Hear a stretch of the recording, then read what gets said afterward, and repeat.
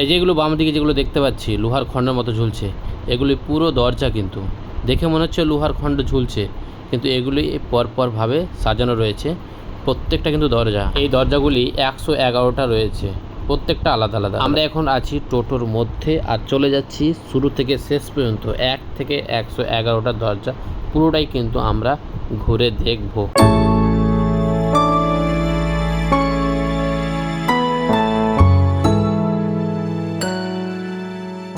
আমরা বলতে বলতে 14টা দরজা পার করে ফেলেছি আর আমরা এখন সামনের দিকে আরও এগিয়ে যাচ্ছি। এই ব্যারিজটা দেখে অনেকটা সহজ মনে হচ্ছে, কিন্তু এর পেছনে অনেক কিছু গোপন তথ্য লুকিয়ে রয়েছে, সেগুলি কিন্তু আমরা এখনও জানি না। প্রথমে আমি বলে দিই, এই ব্যারিজটা হচ্ছে মালদা এবং মুর্শিদাবাদের মধ্যবর্তী জায়গাতে এটা রয়েছে। তো আমি যে দিক থেকে যাচ্ছি এই দিকটা হচ্ছে ফারাক্কা, অর্থাৎ মুর্শিদাবাদের শুরু থেকে আমরা যাচ্ছি এখন মালদার সাইডে, অর্থাৎ 1 নম্বর থেকে যাচ্ছি 111 নম্বর দরজার দিকে। এই ব্যারিজটার দৈর্ঘ্য হচ্ছে 4.3 কিলোমিটার। গঙ্গার উপর বয়ে যাওয়া সবচাইতে বৃহত্তম ব্যারিজ হচ্ছে এটাই, যেটা হচ্ছে ফারাক্কা ব্যারিজ। এই ব্যারিজটা আরও পরিচিত রয়েছে, এর 300 মিটার দূরে রয়েছে নিউ ফারাক্কা স্টেশন এবং কিছুটা অর্থাৎ 9 কিলোমিটার দূরে রয়েছে মালদা স্টেশন।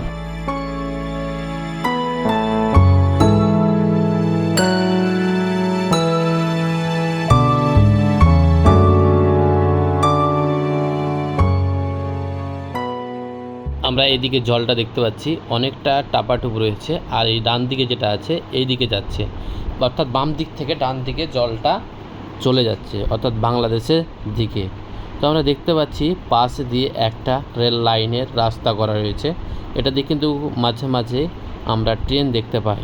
এখানে কিছু শ্রমিক রয়েছে, কাজ করা চলছে রেল লাইনে, তার জন্য হয়তো এই মুহূর্তে আমরা ট্রেন দেখতে পাচ্ছি না, কিন্তু আমরা এই যে ঝুলন্ত দরজাগুলি দেখতে পাচ্ছি খুব কিন্তু স্পষ্টভাবে দেখা যাচ্ছে যে এখন এগুলো ফেলা নাই, পুরোটাই কিন্তু এখন খোলা আছে, এখন এগুলো বন্ধ করা মোটেও নাই।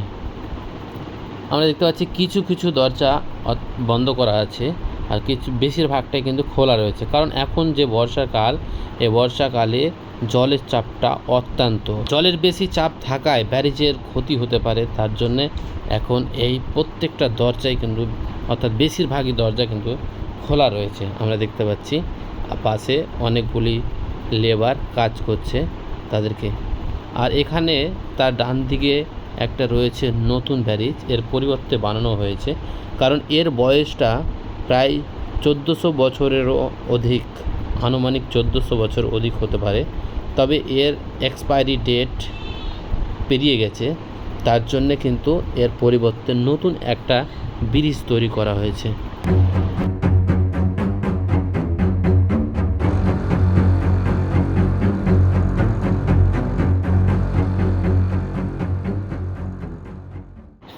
যাই হোক, একটা জিনিস আমি এখানে লক্ষ্য করলাম, এখানে বিএসএফ থাকার কারণে এটা কিন্তু ফটো করতে পুরোপুরি বারণ করছে, তার জন্য কিন্তু আমি ক্যামেরাটা সরিয়ে নিয়েছিলাম। তো সামনের দিকেও আমরা দেখতে পাচ্ছি ঝোপড়ি, ওই ঝোপড়িগুলোতে কিন্তু পুলিশ অর্থাৎ ইন্টারন্যাশনাল ফোর্স থাকছে, তবে ওদের সামনে কিন্তু ক্যামেরা করা যাবে না, কারণ এটা পুরোপুরি বন্ধ করা আছে, এখানে নট অ্যালাউড। আমরা কিন্তু অনেকটা এগিয়ে গেছি, আমরা কিন্তু শেষ পর্যন্ত দেখাবো যে কটা দরজা রয়েছে এবং প্রত্যেকটা দরজার উপরে কিন্তু সিরিয়াল নম্বর লেখা রয়েছে।